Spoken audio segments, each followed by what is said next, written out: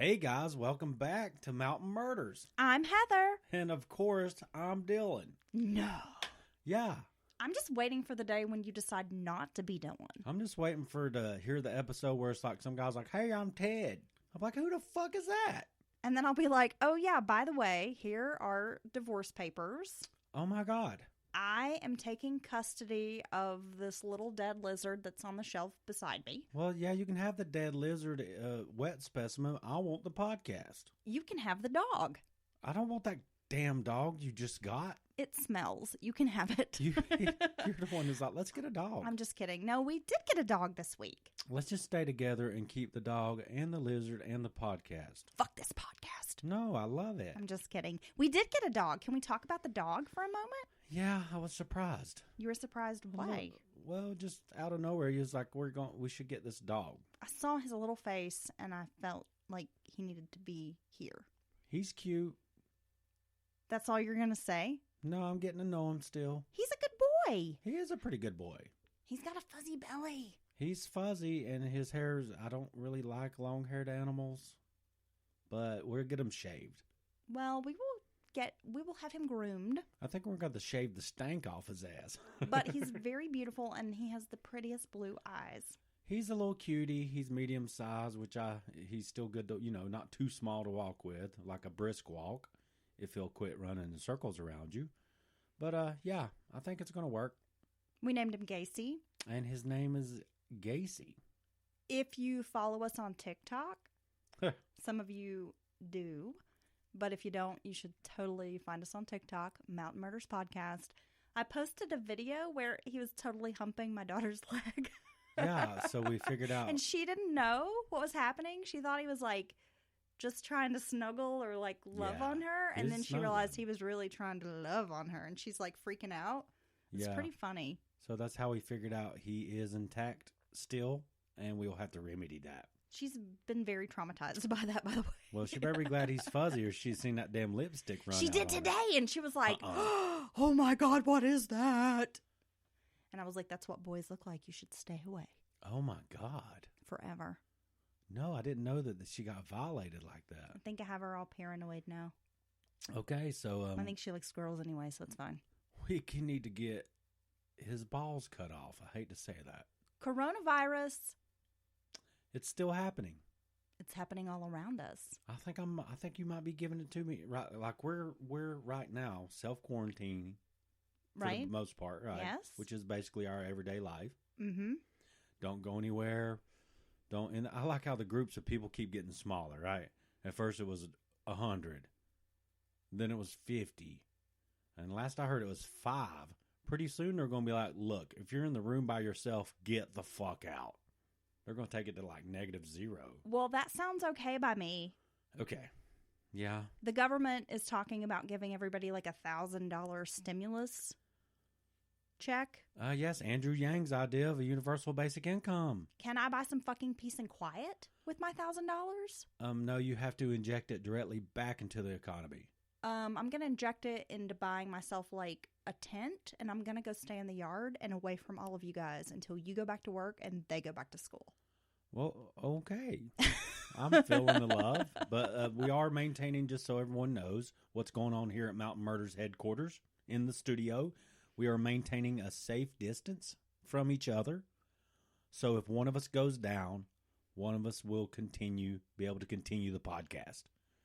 As long as there's stories left over that Heather's already prepared and researched, because I'm suck at that. But you do such a good job. Okay, so here, and I'm not trying to generalize your gender, Dylan. Oh, but you're about to. I am. Okay. But, there's always the but.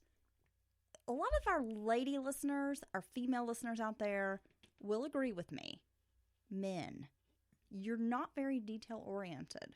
For example, hey, where are my blue socks? They're here, and you tell somebody, they're in the laundry basket, right?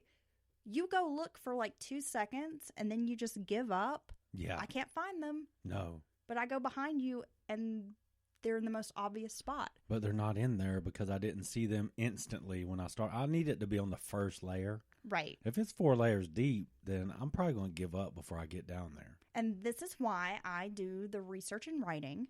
Right. And you just show up and look pretty.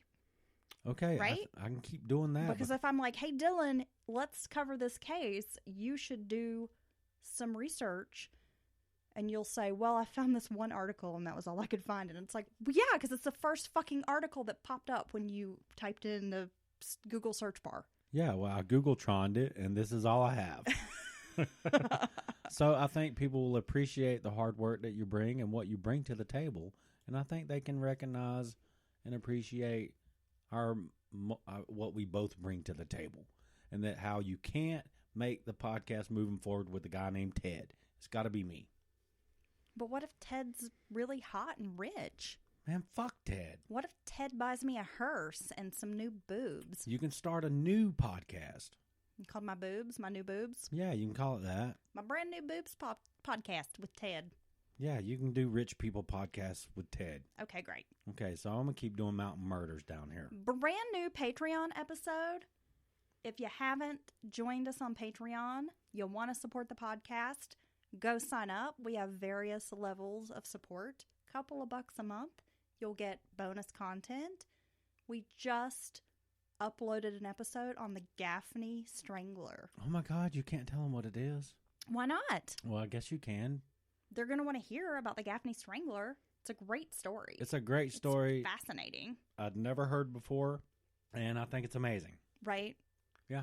We had a mini road trip to Ohio. We're going to wrap up here and get into Gary Hilton Part 2 in a second. But so earlier in the week, I was bitching and complaining because the only case of coronavirus within like 50 miles of us was a guy traveling out of state, came into town, tested positive. Then he traveled somewhere else. Then traveled a few more counties over and quarantined himself or whatever. Yeah, how the fuck's that work? So I'm bitching about people like, fuck, if there's a disease and people are sick and dying and whatever, they don't go on fucking vacation. Just keep your ass at home. What the fuck, right? Stop traveling. But then we totally made a road trip to Ohio this week. But we had But it was out of necessity. Well, maybe that guy was traveling out of necessity too.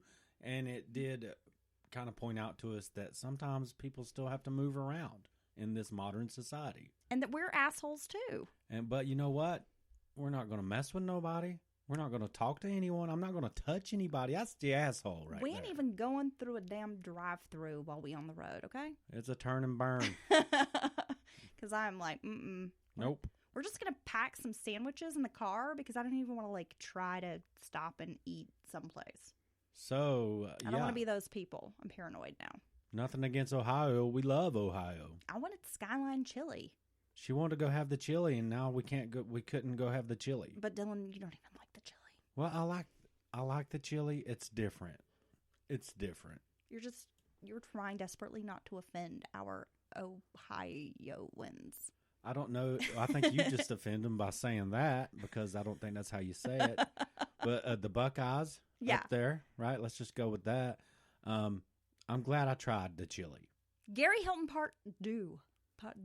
Are you ready? Yeah, let's do it. When Mountain Murders last left you, we covered a bit of Gary Hilton's childhood, his time in the Army, and failed marriages.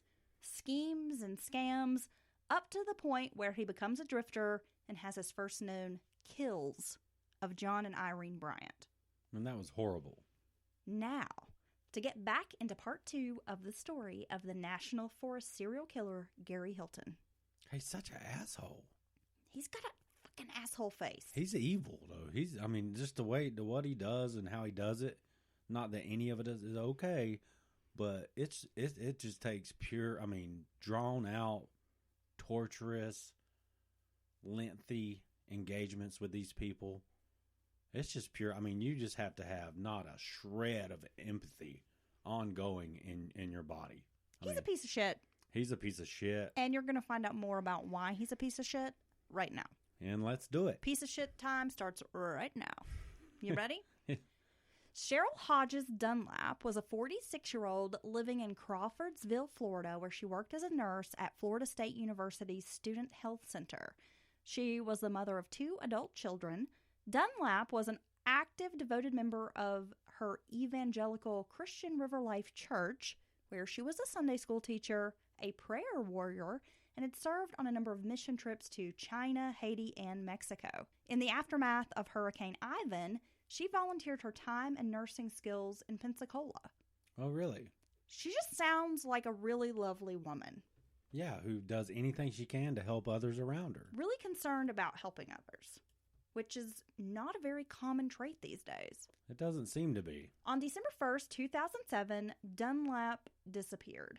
Before she was last seen alive, Dunlap had called a friend to make dinner plans for the evening. She went to Leon Sink's. She went there to read, and she was wearing jeans and a sweater, carrying a hardback book. Now, when she didn't arrive to dinner, her friend was concerned. She then failed to show up to church on Sunday, where she was expected to teach her Sunday school class. A friend from church dropped by Dunlap's house, where there were no signs of Cheryl. Her car was gone. Her dog was still inside the house. Her friend was worried. Yeah, I think her missing, maybe missed that appointment. You know, you're supposed to meet up the night before. Maybe that's not the end of the world. But when she didn't make it to church, which is a big part of her life, then I think that's when her friend became really concerned, obviously. You're calling, you're texting, you're not getting her. You're literally like, It's going straight to voicemail. I'm going by there. Make sure she's not fallen, injured herself, you know, incapacitated in some way in her house. Her friend then filed a missing persons report. She then did not show up for work on Monday. Again, coworkers and friends very concerned. This is outside her normal character. Yes. Security video surfaced showing on December 2nd, 3rd, and 4th, a man wearing a rubber mask had taken money from an ATM using Dunlap's bank card. This is totaling about $700 over the course of these 3 days. So he's basically getting out as much as he can each day. The images showed a tall, thin man. He's wearing gloves, a hat. He's got the mask on, as though he were attempting to hide his identity. He knew Dunlap's PIN number, withdrawing the allotted limit for the day with no problems. It wasn't like you walked up, punched in the wrong PIN number, had to keep trying. Right, he walks straight up, pops the card in, first try gets the number, takes out the money he can, every dime he can get, probably. And, exactly. Yeah. After taking money out for 3 days, the man never returned to the ATM location again. And they did have law enforcement set up, watching this ATM, hoping that he might return. So was it, he took it out, the 3 withdrawals were from the same location? Yes. Wow. Cheryl's Camry was discovered abandoned near the Apalachicola National Forest. Probably butchering that. Yeah, I'm sure you did, just like a side of beef. It's on Crawfordsville Highway, and it was discovered on December the 3rd. The tires were slashed and later identified as bayonet punctures. Her purse was recovered in the car, but no money was inside. It appeared as though the car had been driven into the woods, like off the road, and then the tires had been slashed. Well, that's interesting. They could nail it down to a damn bayonet. We'll get on to more of that later. Okay. Let's talk a moment about the Apalachicola National Forest. Because I'm not familiar with Florida, having really only kind of spent time in like the southern parts of Florida, the Keys, the Everglades, Miami, Fort Lauderdale. So I didn't know much about this. It's located in the Florida Panhandle, very close to like the Alabama line. Okay. Like in that, part of Florida. A lot of old growth pond cypresses, some wetlands, sand hills, coastal pine flatlands. I mean, it looks really beautiful. It is beautiful. It is beautiful. Like you said, I've always heard of the Everglades, obviously the beaches, things like that, the Gulf side of Florida. But I found what little I did look through the images from this area. It is gorgeous. It looks really pretty. I mean, like a kind of spot where you would want to take a kayak. Definitely. Go out on the water. Yeah. I don't know if there were gators there. No, I don't know. But it looks like quite a few lakes. Yeah, and I think you're going to find some areas there with the brackish water, if I'm saying that correctly, where the salt and the fresh water's mixing together. Yeah, it did describe like some swampy areas. Yeah, it's beautiful. But really beautiful. And again, it's on the Gulf Coast of Florida and very close to the Alabama line. And I mentioned that because of the geography. Because if you remember, Gary Hilton likes the national forests. He's been